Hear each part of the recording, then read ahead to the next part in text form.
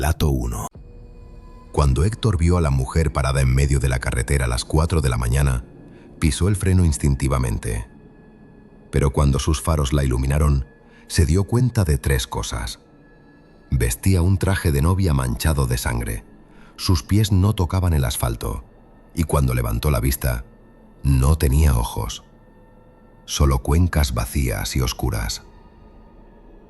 4 traileros mexicanos.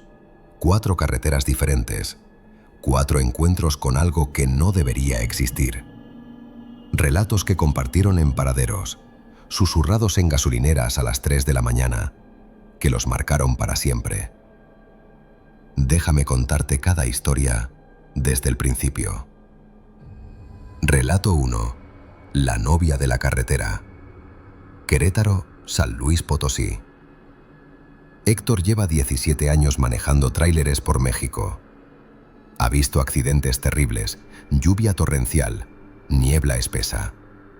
Pero nunca algo como lo que encontró en la carretera Querétaro-San Luis Potosí. Era septiembre, noche sin luna, cielo negro. Transportaba maquinaria pesada. Eran las 4:17 de la mañana cuando la vio. Una figura blanca en medio del carril. Al acercarse, las formas se definieron. Una mujer vestía traje de novia, manchado, rasgado, con sangre seca. Héctor tocó el claxon. La mujer no se movió. Frenó gradualmente, luces altas encendidas. Entonces vio el detalle que le heló la sangre. Sus pies flotaban a 20 centímetros del suelo. El tráiler se detuvo a 10 metros. El vestido ondeaba sin viento. El velo cubría parcialmente su rostro. Ella levantó la cabeza lentamente. El velo cayó. Donde deberían estar sus ojos, solo cuencas vacías y negras. Su boca se abrió en un grito silencioso. Héctor agarró el volante con fuerza, paralizado. La mujer comenzó a flotar hacia él. No caminaba, se deslizaba por el aire, acercándose al tráiler. Cuando estuvo a 2 metros del parabrisas, Héctor pisó el acelerador. El tráiler arrancó bruscamente. Pasó directamente a través de ella. No hubo impacto. Fue como atravesar niebla. Por el espejo retrovisor, la vio parada en medio de la carretera, observando con esas cuencas vacías. No se detuvo hasta la siguiente gasolinera, 40 kilómetros después. Estaba sudando, temblando. Un trailero mayor estaba ahí. Notó su palidez. «Viste algo en la carretera, ¿verdad?» La novia.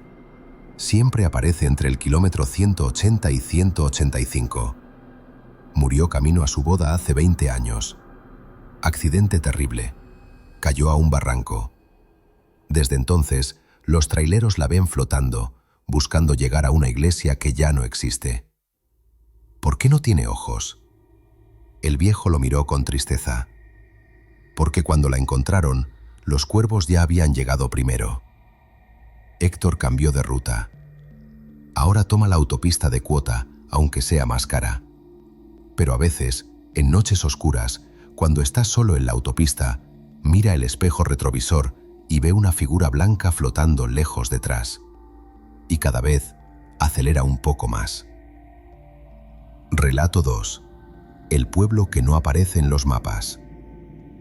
Santiago transportaba productos desde Guadalajara a Tijuana. Conocía bien la ruta, habiéndola hecho 50 veces. Esa noche de octubre, su GPS comenzó a fallar a las 2 de la mañana.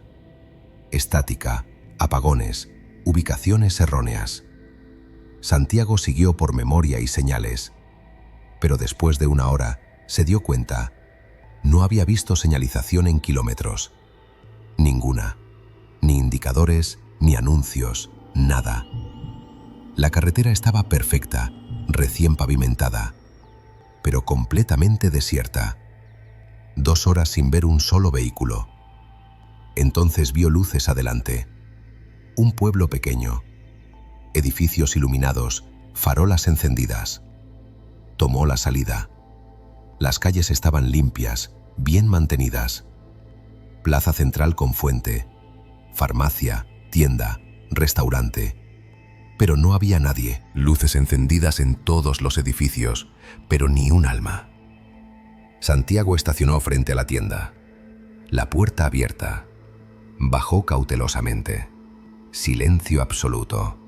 Ni perros, ni insectos, nada. Entró a la tienda. Estantes surtidos con productos reconocibles. Tomó una lata de refresco. La fecha de caducidad, 15 de octubre de 1986. Revisó otros productos, todos de los años 80. Fue al restaurante. Mesas puestas, platos con comida fría, tazas de café llenas, cubiertos como si alguien fuera a regresar. En una mesa un periódico, fecha 14 de octubre de 1986. Titular: Alerta por fuga de gas. Residentes evacuados. Santiago corrió a su tráiler. No estaba. La calle vacía. Giró en círculos. Todas las calles iguales. Todas las casas con luces. Todas vacías. Caminó tratando de salir. Cada calle lo llevaba de regreso a la plaza central. Una y otra vez, siempre el mismo lugar. Entonces escuchó un motor. Su tráiler, estacionado donde lo dejó, motor encendido. Subió y aceleró hacia la salida lo más rápido posible. Por el espejo, el pueblo estaba ahí, luces brillantes. Entonces, como si alguien apagara un interruptor, todas las luces se apagaron. El pueblo desapareció en la oscuridad. Santiago condujo sin parar hasta Tijuana. Intentó buscar el pueblo en mapas. No había nada en ese tramo. Le contó a otros traileros. Uno palideció. ¿Viste el pueblo con la fuente? Ese lugar existió. Fuga de gas en 1986. Evacuaron a todos. La planta explotó esa noche. El gobierno selló todo. Destruyó el pueblo. Oficialmente nunca existió. Pero aparece en noches sin luna, atrapado en el tiempo, esperando que sus residentes regresen. Santiago cambió de ruta. Prefiere 3 horas extra que encontrar ese pueblo de nuevo. Relato 3. La llamada de auxilio. Rafael trabajaba Durango-Mazatlán, una de las rutas más peligrosas. Esa noche de diciembre había neblina densa. Eran las 3 de la mañana. Su radio CB captó estática. Luego una voz de mujer, débil. Por favor, ayuda. Atrapados. Kilómetro 87. El auto cayó. Rafael estaba en el kilómetro 83. Tomó su radio. Recibido. Voy en camino. ¿Cuántas personas? Silencio. Luego la voz, desesperada. Hace frío. Mi hija. Apúrate. Rafael aceleró. Llegó al kilómetro 87. Bajó con su linterna. ¿Hola? ¿Dónde están? Aquí abajo. Ayúdanos. Se asomó al barranco. Con su linterna vio el techo de un auto volteado muy abajo. Llamó a emergencias. Tardarían 40 minutos. Ya viene ayuda. Tengo miedo. Frío. ¿Cómo se llama? Elena. Mi hija Sofía, 7 años. Rafael habló con ella 30 minutos, manteniéndola despierta. Ella contaba que visitaban a su madre enferma, que la neblina se puso espesa, que perdió el control. Llegaron paramédicos y bomberos. Comenzaron el rescate. 20 minutos después, subieron con las manos vacías, rostros pálidos. ¿Dónde están? El jefe de bomberos lo miró extrañado. Señor, ahí no hay nadie vivo. Ese auto lleva ahí mucho tiempo. Los cuerpos, descomposición avanzada. No, imposible. Hablé con ella hace media hora. Elena, su hija Sofía. El paramédico palideció. Le mostró documentos. Accidente hace exactamente 3 años, misma fecha, 15 de diciembre. Elena Martínez y su hija Sofía, 7 años. Cayeron por este barranco en neblina. Cuando las encontraron 2 días después, ya era tarde. La madre murió tratando de proteger a su hija del frío. Rafael volvió a su tráiler temblando. Su radio CB seguía encendido. Entonces, muy bajito: «Gracias por no dejarnos solas». Rafael apagó el radio. Arrancó con lágrimas en los ojos. Desde esa noche, cada 15 de diciembre, evita esa ruta. Hay almas que todavía esperan ser rescatadas. Relato 4. El autoestopista del kilómetro 666. Mario llevaba 11 años conduciendo México-Veracruz. Nunca recogía autoestopistas. Regla de oro: nunca detenerse por nada de noche. Pero esa madrugada de noviembre vio algo que lo hizo dudar. Un hombre en el acotamiento, con uniforme de trailero, haciendo señas desesperadas. Mario redujo. El hombre parecía mayor, uniforme sucio. Parecía en problemas. Contra su mejor juicio, se detuvo. El hombre subió rápido. «Gracias, hermano. Mi tráiler se descompuso 5 kilómetros atrás. Necesito llegar a la siguiente gasolinera». Mario asintió y arrancó. El hombre olía extraño, a tierra mojada, a humedad. Mario bajó ligeramente la ventana. «¿Hace cuánto que manejas esta ruta?», preguntó el hombre. 11 años. Yo manejé esta ruta por 30 años. La conozco cada kilómetro. Algo en su voz hizo que Mario sintiera un escalofrío. ¿Ya no trabajas?». El hombre sonrió. «Tuve un accidente hace tiempo». «¿Dónde?». «En el kilómetro 666». Mario miró el indicador. Estaban exactamente en el kilómetro 665. «Fue una noche como esta», continuó el hombre. «Oscura, sin luna. Vi algo en la carretera. Frené, pero no fue suficiente». Mario notó algo perturbador. Podía ver a través del hombre. Era translúcido, como una imagen proyectada. ¿Qué eres?». El hombre lo miró con tristeza.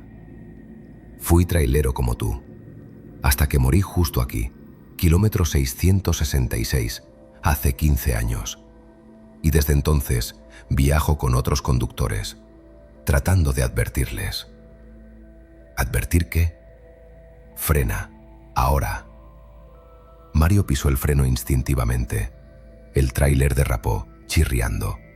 Justo adelante, un auto sin luces atravesado en la carretera. Mario lo esquivó por centímetros. El tráiler se detuvo en el acotamiento. Mario temblaba, jadeando.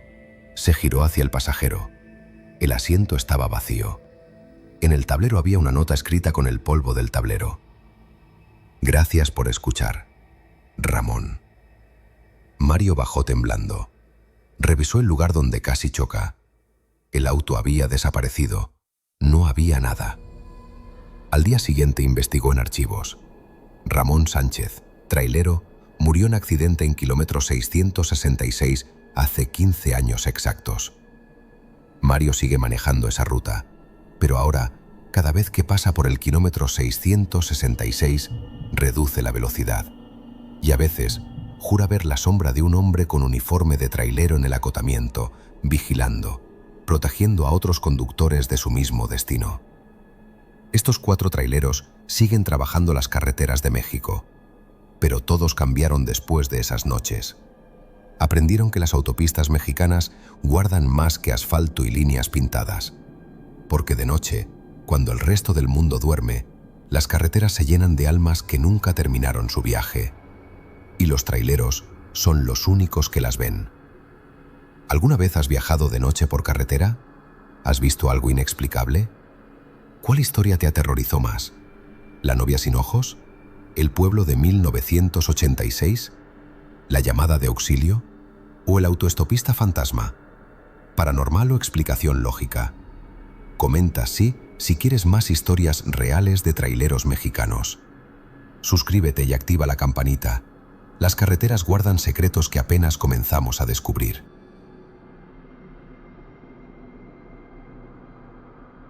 Relato 2. Cuando Roberto abrió la puerta trasera de su tráiler en la gasolinera y contó a los pasajeros ilegales que llevaba escondidos, encontró 13 en lugar de los 12 que había cargado. Y lo peor no fue eso. Lo peor fue cuando el pasajero número 13, el que estaba sentado en la esquina más oscura del contenedor, levantó lentamente la cabeza y le sonrió con dientes afilados que brillaban en la oscuridad. Dientes que definitivamente no eran humanos. Esa fue solo una de las 5 historias que voy a contarte hoy.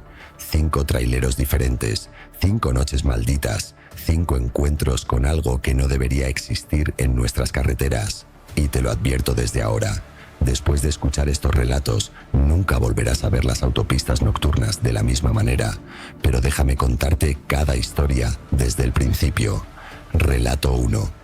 El pasajero número 13. Roberto llevaba 5 años transportando mercancía por la frontera norte. Era un trabajo honesto, hasta esa noche de julio cuando todo cambió para siempre. Mientras conducía por la carretera hacia Monterrey, escuchó golpes provenientes del contenedor. No era el movimiento normal de la carga, eran golpes deliberados, rítmicos, como si alguien estuviera enviando un mensaje. Se detuvo en el acotamiento, nervioso. Había escuchado historias de migrantes escondiéndose en los tráileres, llamó a las autoridades y esperó. Cuando llegaron los policías federales, abrieron el contenedor con precaución, y ahí estaban, 12 personas, migrantes que habían pagado para ser transportados. Roberto no sabía nada. Alguien en el almacén lo había organizado sin su conocimiento. Los oficiales sacaron a los 12 migrantes, los contaron, los documentaron. La vida de Roberto estaba destruida. Pero entonces, uno de los policías se asomó de nuevo al contenedor con su linterna y dijo con voz temblorosa: «Oiga, aquí hay alguien más». Roberto se acercó. En la esquina más oscura del contenedor había una figura sentada. Un hombre delgado, demacrado, con ropa que parecía de otra época, pantalones de mezclilla viejos, camisa descolorida. «Baje de ahí», ordenó el policía, pero el hombre no se movió. «Yo dije que baje», repitió, apuntándolo con su linterna. El hombre finalmente levantó la cabeza. Sus ojos eran completamente blancos, sin pupilas, y cuando sonrió, mostró dientes afilados, puntiagudos, como los de un depredador. «Gracias por el viaje», dijo con una voz que sonaba como si múltiples personas hablaran al mismo tiempo, y luego desapareció.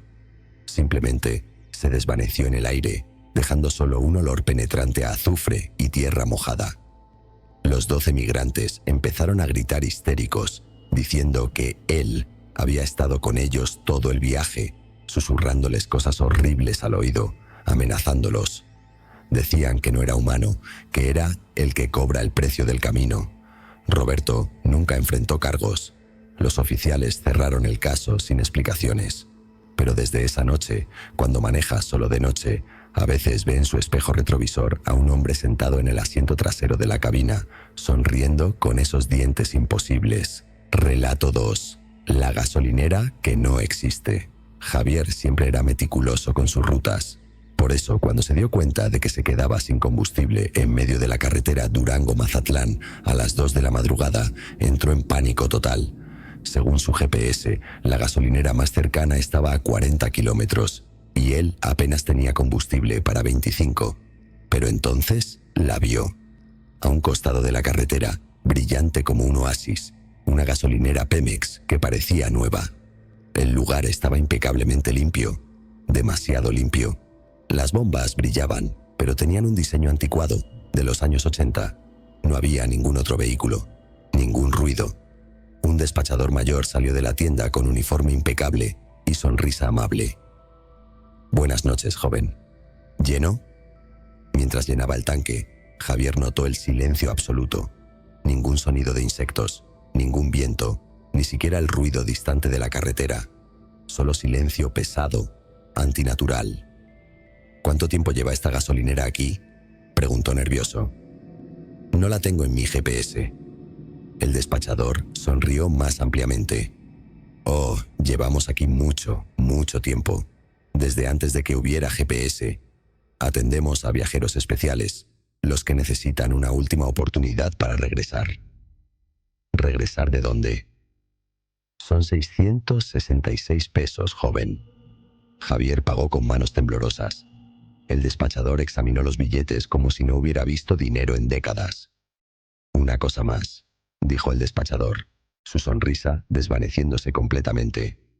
Cuando salga de aquí, no mire por el espejo retrovisor hasta que vea la luz del amanecer. Si lo hace, verá quiénes más están aquí con nosotros.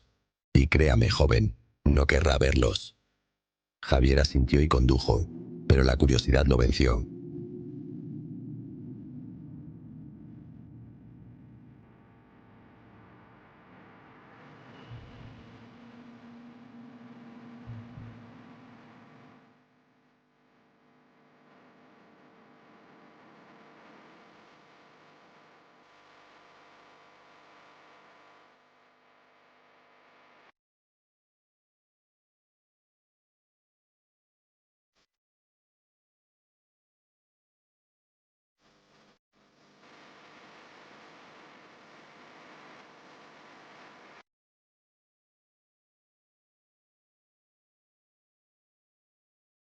Un kilómetro después, miró el espejo retrovisor.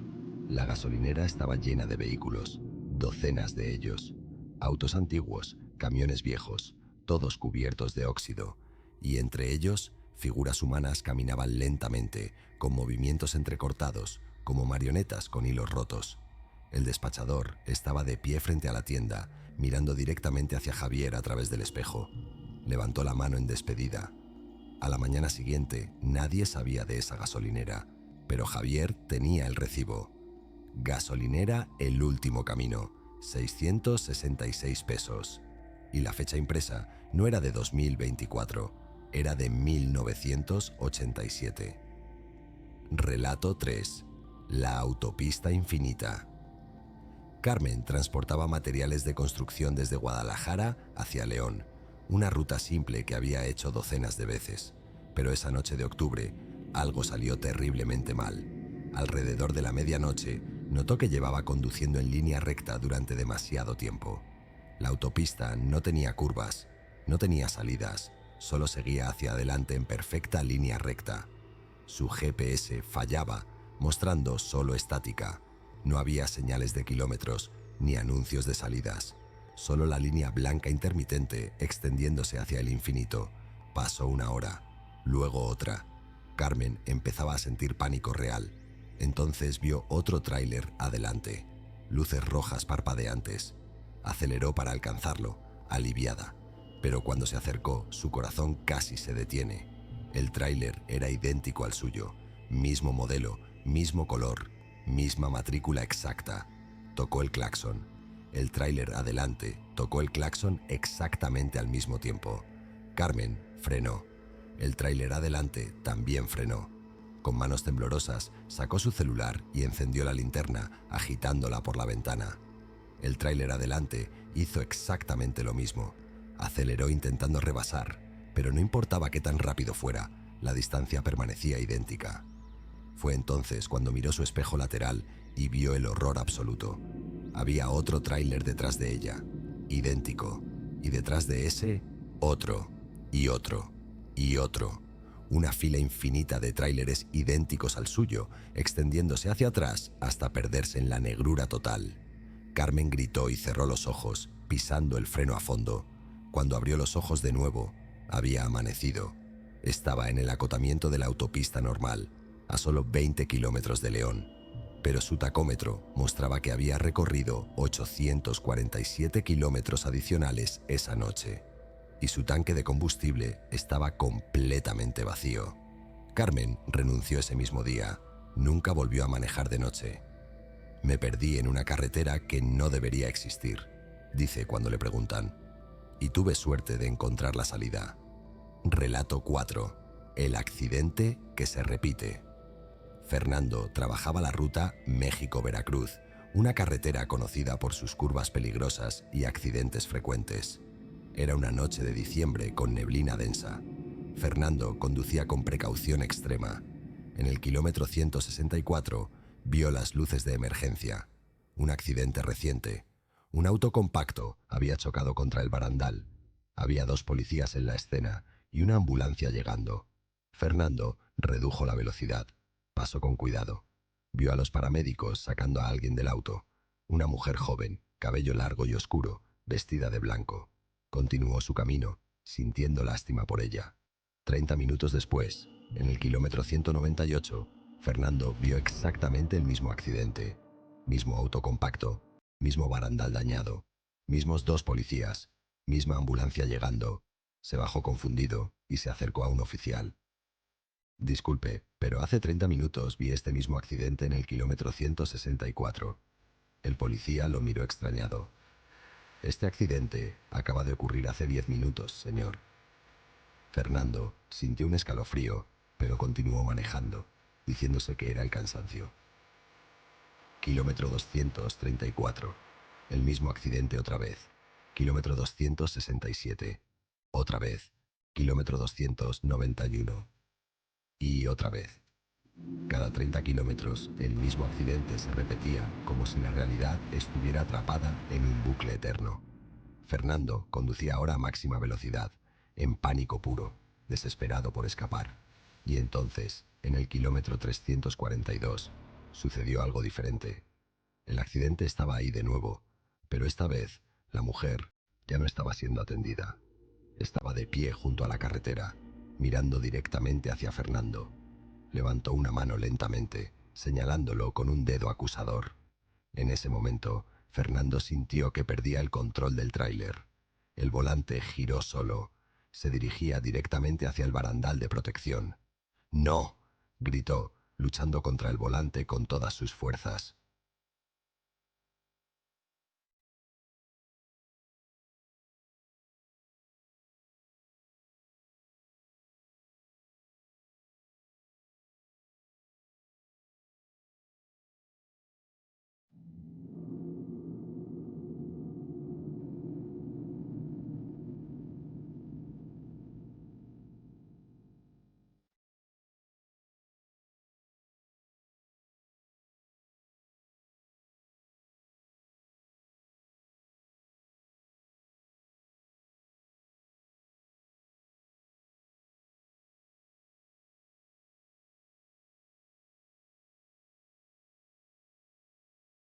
Y entonces, todo se detuvo abruptamente. Abrió los ojos. Eran las 6 de la mañana. Estaba en el acotamiento. Había llegado a Veracruz sin recordar el resto del viaje. En su celular tenía una foto que no recordaba haber tomado. Era la mujer del accidente, pero en la foto estaba sonriendo directamente a la cámara y sostenía un letrero que decía: «Gracias por no detenerte. Los que se detienen nunca salen». Relato 5. La carga que respira.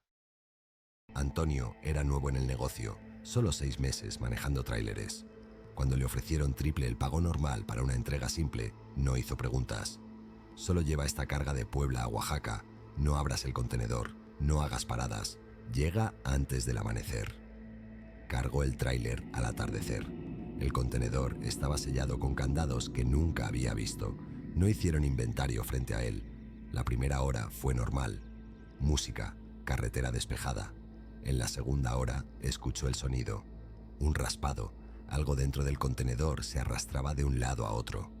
Solo es la carga moviéndose, se dijo, aunque la carretera estaba perfectamente lisa. El sonido se intensificó. Múltiples raspados. Entonces vinieron los golpes. ¡Bum! ¡Bum! ¡Bum! «¡Basta!», gritó Antonio. Los golpes se detuvieron. En el silencio, escuchó algo que le heló la sangre. Respiración.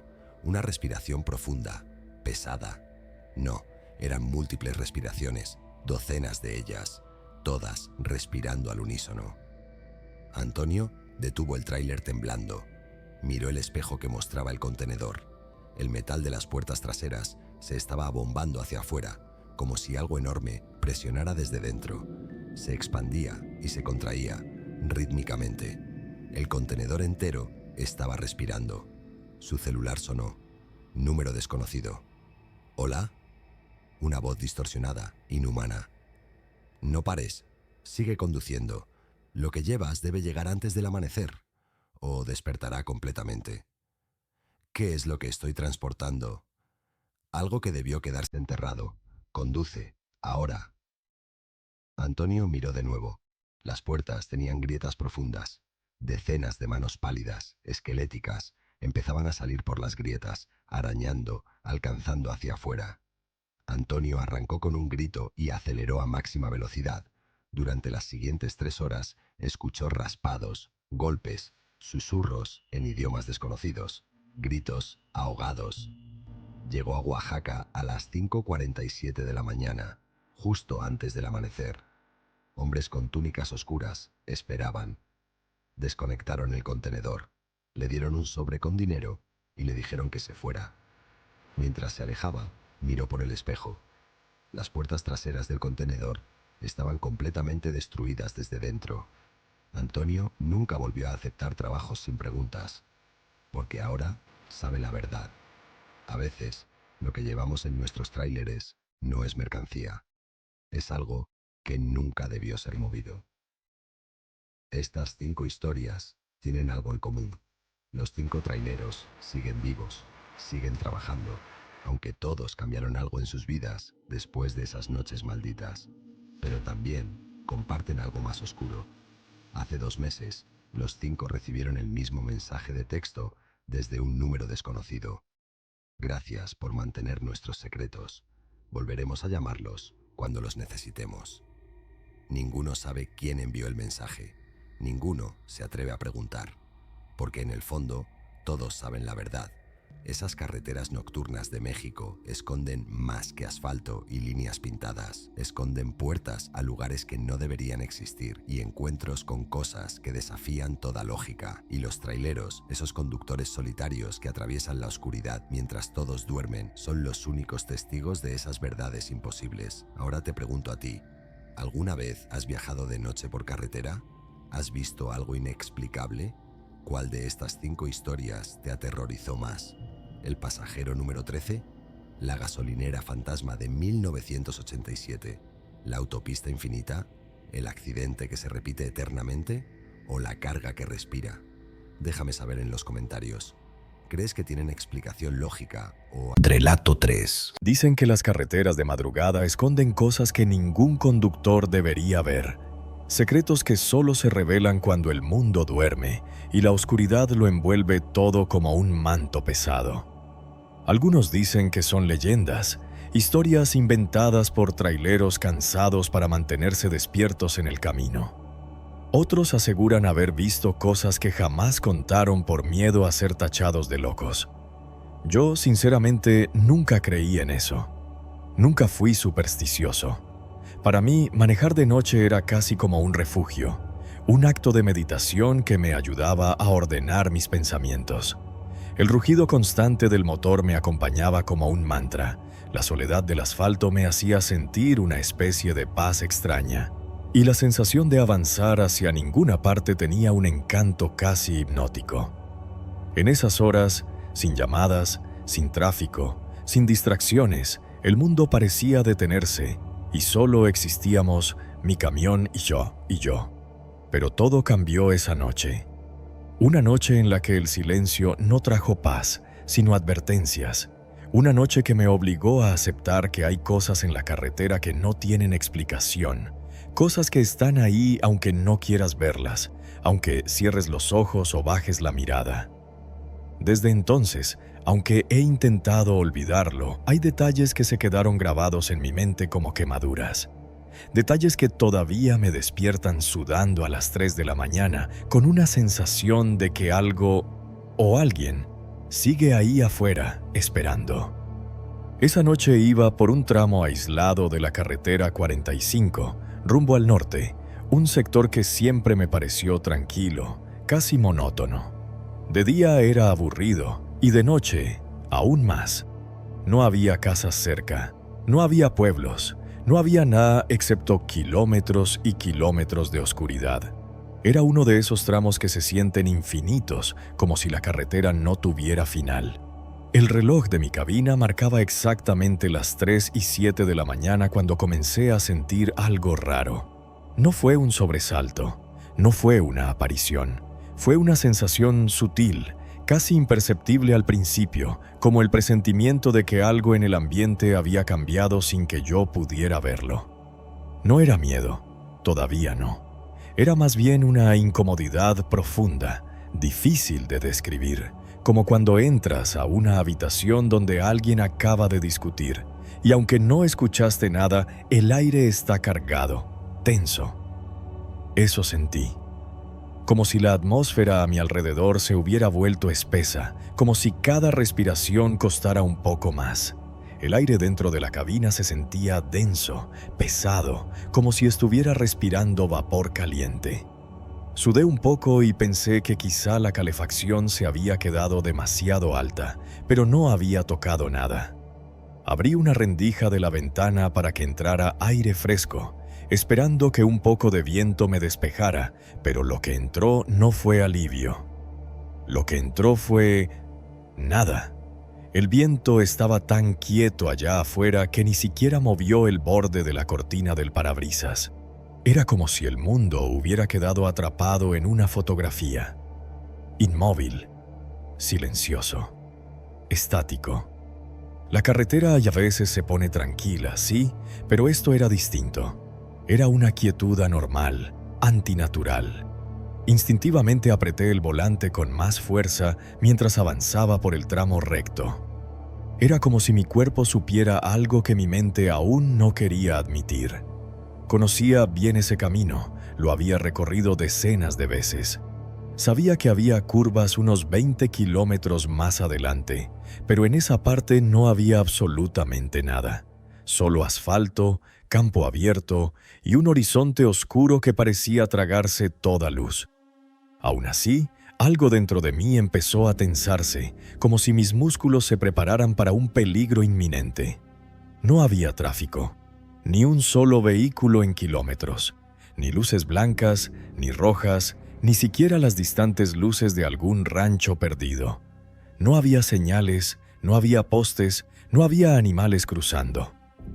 Solo mi camión, y un silencio que me hacía sentir como si estuviera manejando bajo el agua.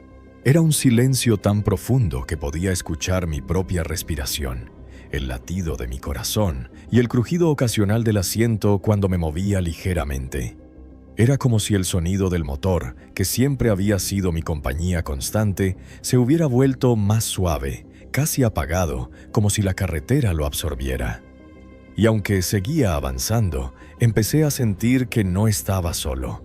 No veía nada todavía, pero la sensación estaba ahí, en el aire, pesada y persistente, como si algo invisible me acompañara, observándome desde la oscuridad mientras yo intentaba convencerme de que todo estaba bien, que no pasaba nada, pero algo sí pasaba, algo que estaba a punto de revelarse.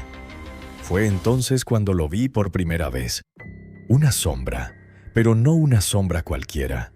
Era algo que solo pude percibir en el límite del haz de mis luces, justo donde la claridad del camión deja de existir y comienza una oscuridad más densa, más pesada, como si fuera una frontera entre este mundo y otro. Lo vi cruzando la carretera, moviéndose de un lado a otro con una fluidez que no parecía humana. Y sin embargo, tampoco parecía animal. No era un perro, eso lo supe de inmediato. Tampoco un venado, ni un coyote, ni nada que hubiera visto en mis años en la carretera. Esa cosa tenía una forma humana, sí, pero había algo profundamente equivocado en su silueta. Era demasiado alta, demasiado larga, como si sus extremidades se hubieran estirado hacia arriba, como si alguien hubiera tomado un cuerpo humano y lo hubiera alargado sin preocuparse por las proporciones naturales. Sus movimientos eran rápidos pero silenciosos, sin el menor ruido, sin el menor roce con el suelo. Frené de golpe. El camión emitió un chillido brutal, las llantas luchando por agarrarse al asfalto mientras el enorme peso del tráiler se desplazaba hacia adelante. Sentí cómo el vehículo vibraba, cómo la carga se movía y cómo el cinturón me presionaba el pecho. El corazón se me salió del pecho, literalmente. Fue un latido seco, intenso, doloroso. Por un momento pensé que estaba a punto de desmayarme, pero cuando la figura llegó al otro lado del camino, simplemente desapareció. No se internó entre los arbustos, no se ocultó tras alguna roca. No continuó caminando. Desapareció, como si hubiera atravesado una pared invisible, como si el mundo hubiera tenido una grieta y esa cosa la hubiera cruzado sin esfuerzo. Un instante estaba ahí, al siguiente ya no. Me quedé completamente quieto, con la respiración entrecortada, incapaz de mover un solo músculo. Mis manos seguían aferradas al volante, pero ya no sentía los dedos. El silencio dentro de la cabina era tan profundo que podía escuchar la sangre latiendo en mis oídos. Intenté convencerme de que estaba imaginando cosas, que llevaba demasiadas horas despierto, que necesitaba descansar, que quizá un tronco caído, una rama grande o un reflejo extraño del asfalto húmedo me había jugado una mala pasada. Eso intenté decirme, pero la verdad, muy dentro de mí, era otra. Yo sabía que no había visto un tronco. Yo sabía que no era un reflejo. Y lo peor es que también sabía que la cosa que había visto no era humana. No podía serlo. Abrí la puerta un par de centímetros y asomé la cabeza por la ventana, intentando ver más allá de lo que las luces del camión alcanzaban. Miré a ambos lados, despacio, esperando encontrar algo que me devolviera la calma, algún indicio de que mi Fiat me estaba traicionando. Pero no había absolutamente nada. Silencio total. Una quietud que no pertenecía a la naturaleza. La autopista seguía igual de vacía, igual de oscura, como si estuviera pasando por un tramo muerto del mundo. Un lugar donde el tiempo y el ruido habían decidido no existir. No había viento, no había insectos, no había ese sonido lejano del campo que siempre acompaña a la noche. Nada, solo yo, mi camión, y un silencio que, poco a poco, fue convirtiéndose en una amenaza. Sentía que, si me quedaba ahí detenido, algo podía acercarse a mí desde la oscuridad, algo que prefería no ver. Así que cerré la ventana, puse las manos en el volante y arranqué de nuevo, aunque el temblor de mis dedos dificultaba mantenerlo firme. Seguí conduciendo, esta vez más despacio, atento a cualquier movimiento, a cualquier cambio en la carretera. Pero lo peor es que no pasó mucho tiempo antes de que el fenómeno se repitiera, quizá unos 15 minutos, aunque en mi mente parecieron horas enteras, y esta vez no fue una sombra cruzando. No, esta vez fue algo mucho, mucho peor. Iba avanzando en un tramo recto cuando comencé a notar que las luces del tablero empezaban a parpadear. Al principio pensé que era una falla eléctrica, algo común con tantos kilómetros encima. Pero había algo extraño. No todas parpadeaban, solo las del lado izquierdo, como si algo estuviera bloqueándolas intermitentemente, pasando delante de ellas, cubriéndolas por momentos. Parpadeaban en un ritmo irregular, como si alguien estuviera moviendo la mano frente a una linterna.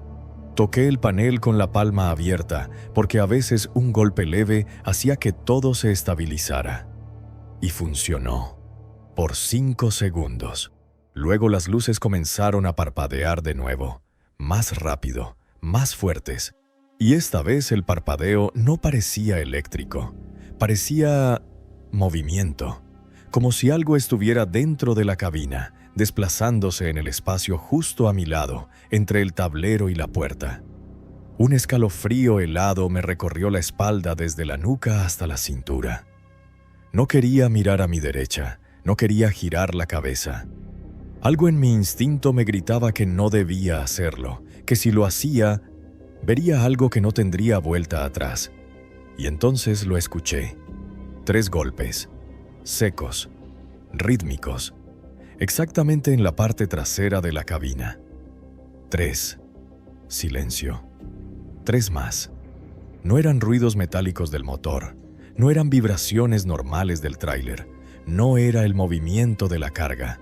Eran golpes, golpes hechos con intención, golpes que tenían un patrón, como si alguien con los nudillos estuviera tocando en la chapa, pidiendo que lo dejara entrar. Se me congeló la sangre. El cuerpo entero se me tensó. La garganta se me secó. Pensé en frenar, en acelerar, en detenerme, en hacer cualquier cosa, pero no podía mover las piernas. Nadie podía estar ahí. Nadie. Era imposible.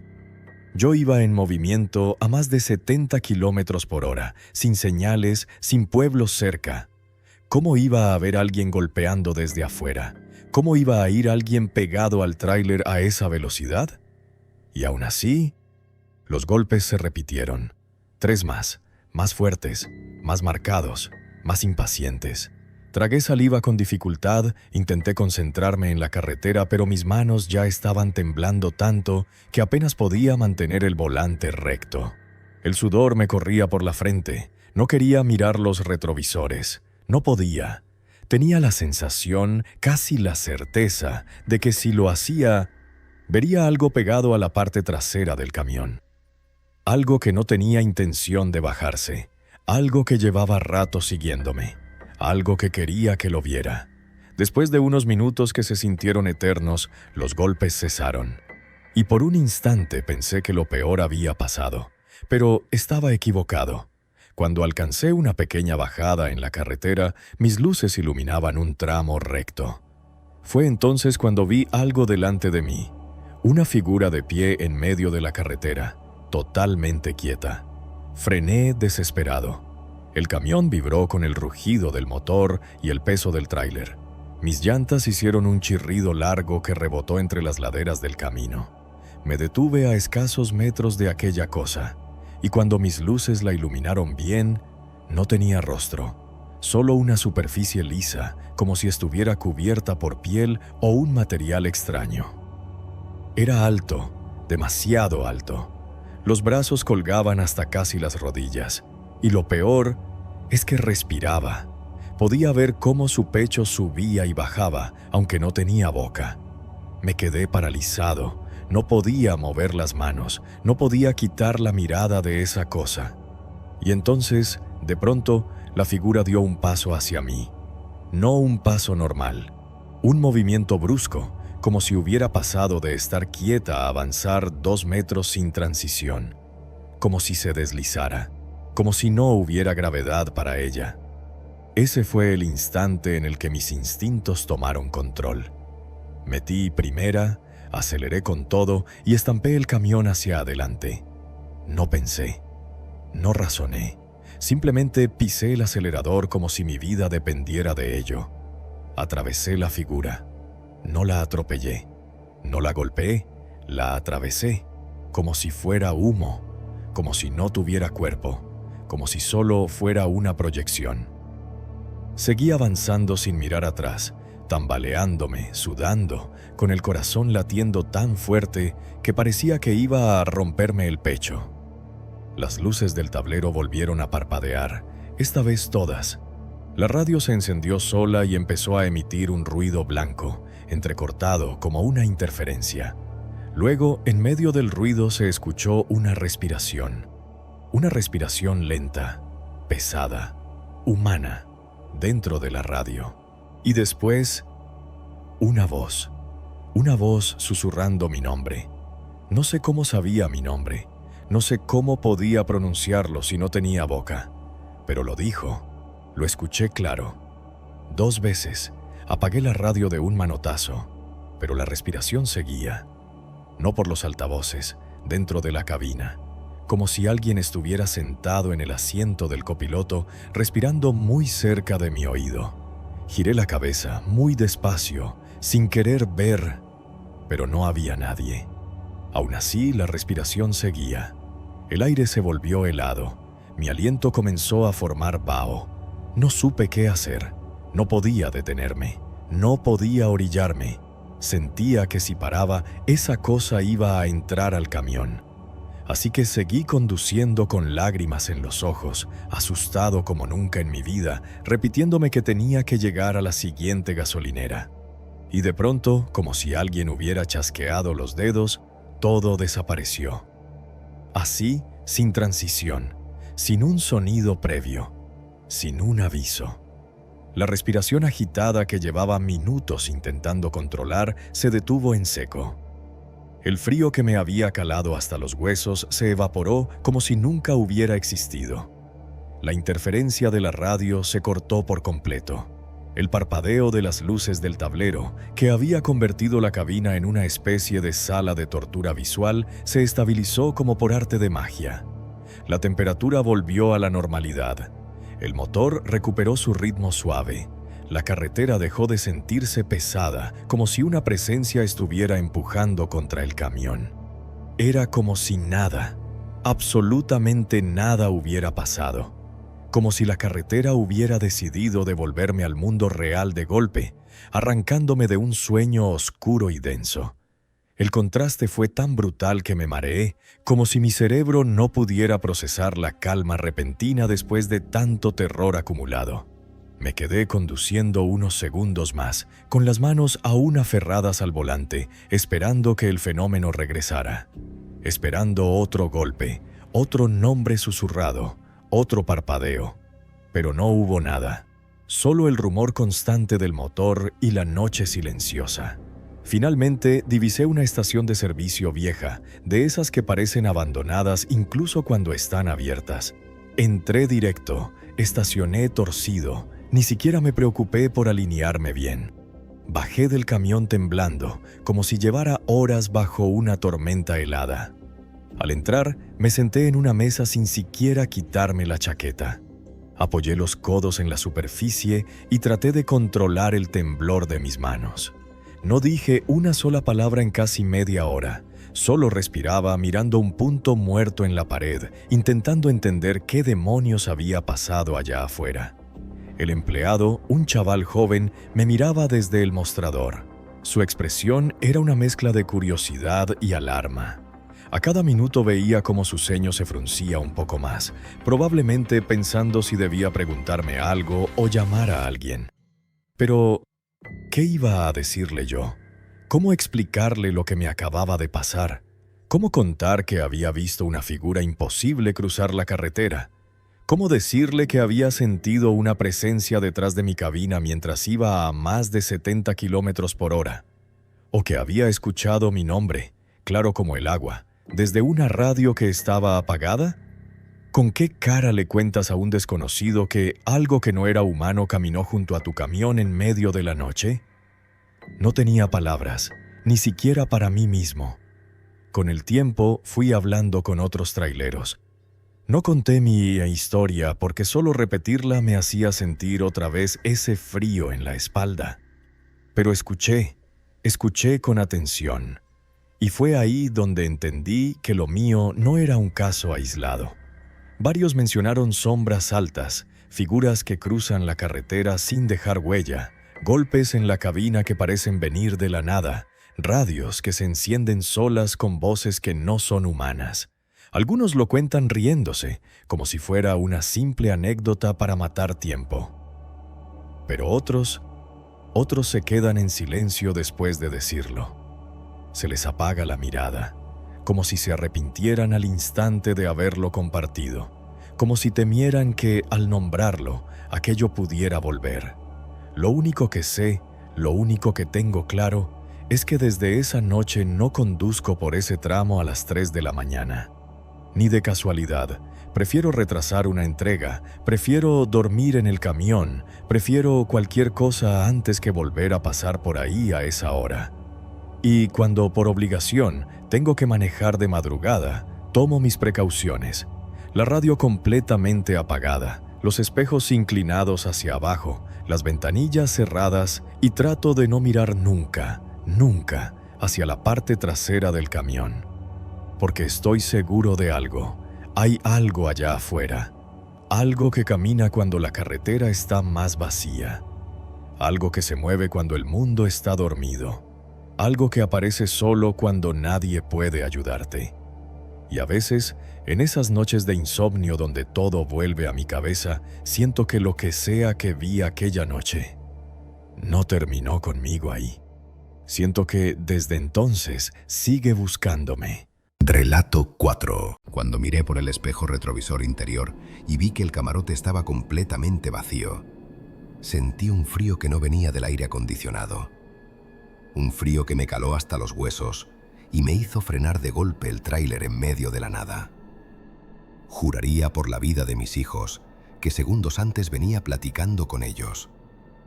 Podía oler su perfume barato, podía escuchar el tintineo de las pulseras de ella y la respiración pesada de él.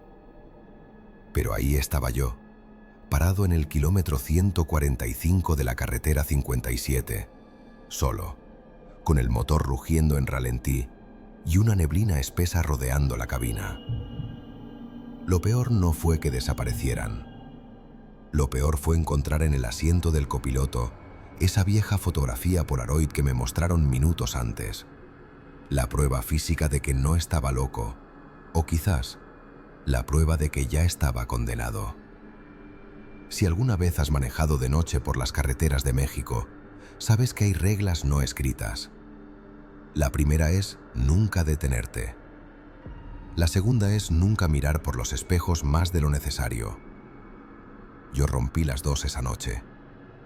Pero déjame contarte desde el principio, porque necesito sacarme esto del pecho antes de que vuelva a subirme a la cabina. Mi nombre es Rogelio y llevo más de 20 años como operador de quinta rueda. Conozco cada bache, cada curva y cada cachimba desde la Ciudad de México hasta Nuevo Laredo. He visto accidentes que te quitarían el sueño por semanas. He visto asaltos y cosas peores que hace el ser humano. Pero nada, absolutamente nada, me preparó para lo que viví la madrugada del 14 de noviembre pasado. Mi ruta era sencilla, una carga de autopartes desde Querétaro hacia Saltillo.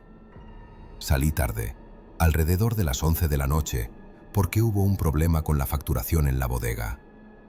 Ya iba molesto, cansado y con esa sensación de pesadez que te da cuando sabes que vas a tener que pelear contra el sueño toda la madrugada.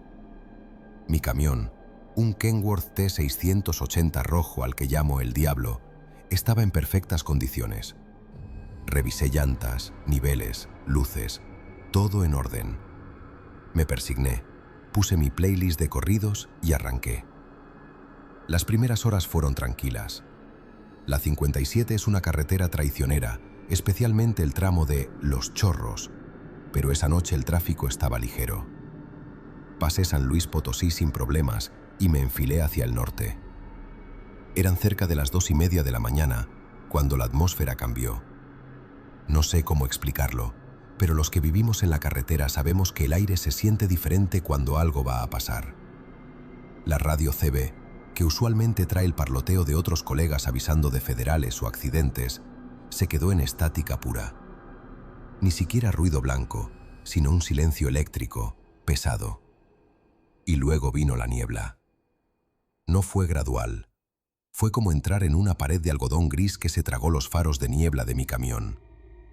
Tuve que bajar la velocidad a 40 km/h, encendí las intermitentes y me pegué al carril de baja, rezando para que ningún loco viniera atrás a exceso de velocidad.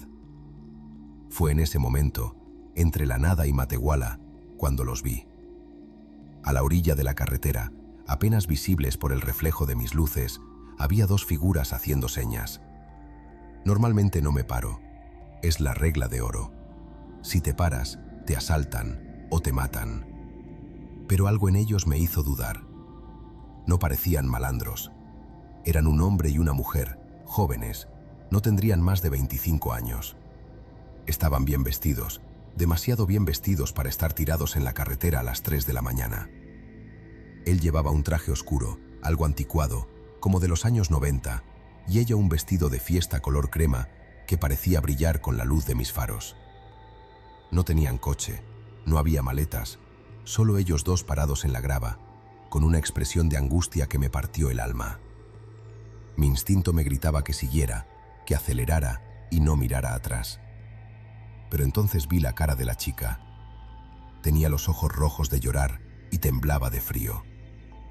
Pensé en mi hija, que tiene más o menos esa edad.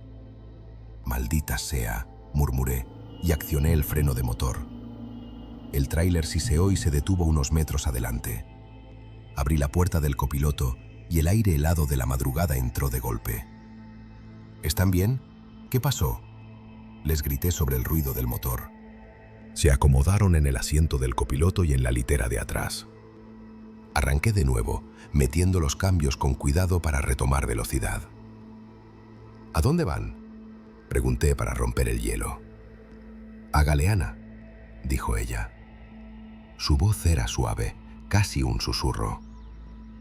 Vamos a ver a mis padres. Asentí. Galeana estaba de paso, no me desviaba mucho. Durante los siguientes 100 kilómetros intenté platicar con ellos. Me dijeron que se llamaban Roberto y Elena. Me contaron que se acababan de casar, que venían de su luna de miel. Hablaban con una nostalgia rara, usando palabras que mi abuelo usaba, refiriéndose a lugares que yo sabía que habían cerrado hacía años. El restaurante Las Palmas sigue teniendo el mejor cabrito, dijo Roberto. Yo fruncí el ceño. Las Palmas se había quemado en el 2005. Sí, es bueno, mentí, solo para seguirles la corriente, pensando que quizás estaban confundidos por el shock de quedarse tirados. Pero lo que más me inquietaba no era lo que decían, sino lo que no hacían. No sacaron celulares para avisar a nadie, no revisaron relojes. Se quedaban mirando al frente, hacia la oscuridad de la carretera, con una rigidez antinatural. De vez en cuando, Elena sollozaba en silencio. «Ya casi llegamos, mi amor», le decía Roberto y le acariciaba la mano. Noté que las manos de ambos eran blanquísimas, casi azules bajo la luz tenue del tablero.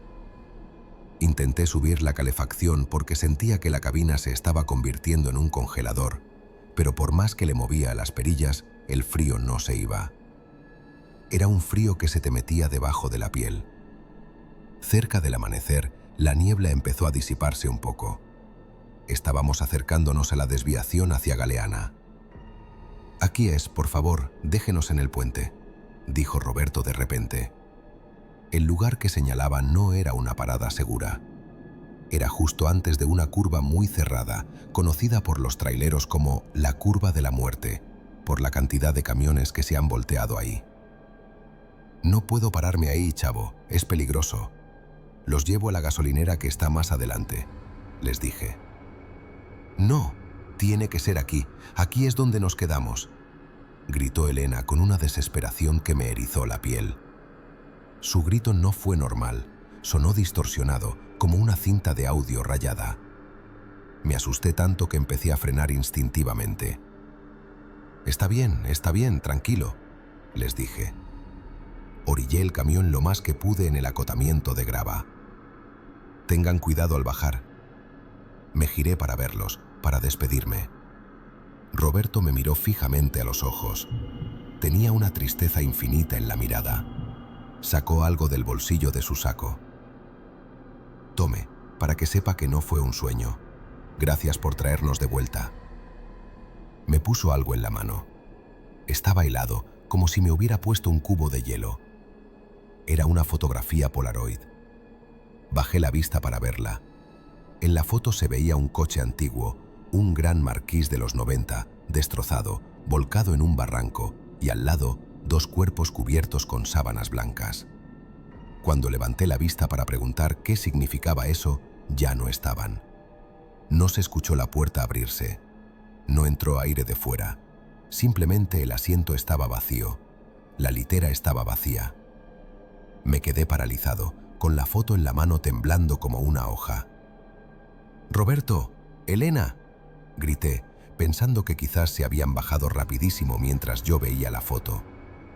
Abrí mi puerta y salté a la carretera con mi linterna. Alumbré hacia el monte, hacia la carretera, hacia abajo del camión. Nada, solo el silencio del desierto y el viento moviendo los arbustos. No había huellas en la tierra suelta del acotamiento más que las de mis botas. Me subí al camión, cerré los seguros y arranqué quemando llanta. No me importó la carga, no me importó el consumo de diésel. Manejé como un alma que lleva el diablo hasta llegar a la siguiente parada de camiones, el Oasis, unos 40 kilómetros adelante. Entré al restaurante casi corriendo, pálido, sudando frío. Pedí un café cargado y me senté en la barra, todavía apretando la foto. El mesero, un señor ya mayor llamado Don Chuy, que me conoce de años, se me acercó. «¿Qué traes, Rogelio? Pareces que viste un muerto». «No sé qué vi, Don Chuy. Levanté a una pareja, Roberto y Elena. Me pidieron bajar en la curva antes de Galeana. Desaparecieron del camión». Don Chuy dejó de limpiar la barra y se quedó quieto. Se persignó lentamente. «Roberto y Elena», murmuró. ¿Traían ropa de fiesta? ¿Él de traje y ella de vestido crema? Asentí, sintiendo un nudo en la garganta. Don Chuy suspiró y señaló hacia la pared del fondo del restaurante, donde tienen recortes de periódicos viejos y fotos de traileros fallecidos. «Ve a ver allá». Me levanté, con las piernas temblándome. Entre los recortes amarillentos había una primera plana del Sol del Norte, fechada el 14 de noviembre de 1998. El titular decía: «Tragedia en la carretera. Pareja de recién casados fallece al chocar contra tráiler». La foto del periódico era en blanco y negro, pero era inconfundible. Era el mismo gran marquís de la Polaroid que yo tenía en la mano. Y en una foto más pequeña, en un recuadro, estaban ellos. Roberto y Elena, sonriendo el día de su boda. La nota decía que habían muerto instantáneamente cuando un tráiler sin frenos los sacó de la carretera justo en la curva donde me pidieron bajar. El conductor del tráiler se dio la fuga y los cuerpos no fueron encontrados hasta horas después. Llevan más de 25 años apareciéndose en esa fecha, buscando a alguien que los lleve de regreso al lugar donde su vida terminó, quizás tratando de cambiar el final de su historia, o simplemente reviviendo su último viaje una y otra vez. Regresé a la barra y le mostré la Polaroid a Don Chuy. Él la vio y se puso blanco. «Rogelio, esa foto no debería existir. Ese coche fue pérdida total, todo se quemó». Miré la foto de nuevo. Ahora, con la luz del restaurante, pude ver algo que no había notado en la oscuridad de la cabina. En la parte de atrás de la foto, con una letra temblorosa escrita con marcador rojo, decía: «Gracias por no dejarnos solos esta vez». No pude terminar mi viaje. Llamé a la empresa y dije que me sentía mal, que mandaran a otro operador por el camión. Me quedé en el hotel de paso 3 días con fiebre, soñando con esa carretera y con el olor a gardenias mezclado con sangre. Dicen que los traileros nos acostumbramos a todo, que la soledad nos hace imaginar cosas. Pero yo sé que no fue mi imaginación. Todavía tengo la foto guardada en mi cartera, aunque cada vez que la veo, parece que la imagen se desvanece un poco más, como si ellos por fin estuvieran descansando. Desde entonces, solo manejo de día. Renuncié a las rutas nocturnas, aunque gane menos dinero. No puedo volver a mirar por el retrovisor y sentir ese vacío a mis espaldas. Pero a veces, cuando estoy en casa y todo está en silencio, me llega de repente un olor dulce, a flores, y sé que, de alguna manera, sigo conectado con esa noche en la carretera 57. Hay quienes dicen que las carreteras de México están benditas por los paisajes, pero yo te digo que están malditas por la sangre. Somos miles los que las recorremos, pero nunca estamos realmente solos. Siempre hay alguien o algo esperando en el acotamiento, levantando la mano, esperando que cometas el error de detenerte. Ahora te pregunto a ti, que me estás escuchando, ¿alguna vez has visto a alguien caminando solo por la carretera en medio de la madrugada? ¿Has sentido la tentación de pararte a ayudar? Mi consejo es que no lo hagas. Acelera, sube el volumen de la radio y no mires por el retrovisor, porque la próxima vez, el pasajero que subas podría no querer bajarse nunca. Dime en los comentarios, si trabajas en carretera o viajas mucho de noche, ¿qué es lo más extraño que te ha pasado? ¿Crees que Roberto y Elena encontraron paz o seguirán ahí, esperando el siguiente aventón? Estaré leyendo sus historias, porque sé que no soy el único que ha visto el otro lado de la carretera. Si quieren que regrese al lugar de los hechos y grabe lo que se siente estar ahí de madrugada, dejen su like y comenten «Regresa a la 57». Buenas noches y cuidado con quién invitan a subir a su vida.